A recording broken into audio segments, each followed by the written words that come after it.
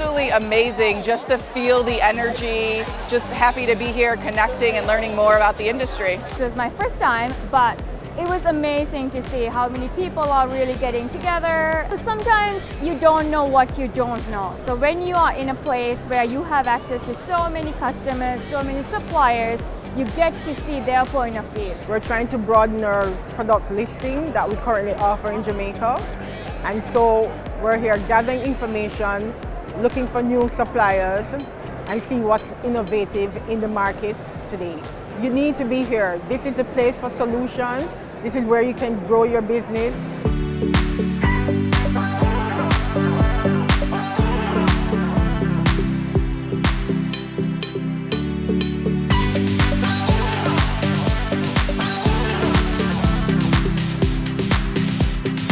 You come here to grab idea, you come here to purchase product, you come here to meet people around the world. You have equipment, you get ingredient people, you have people with a success story, and then I think you have to come to IBIE to be part of this industry.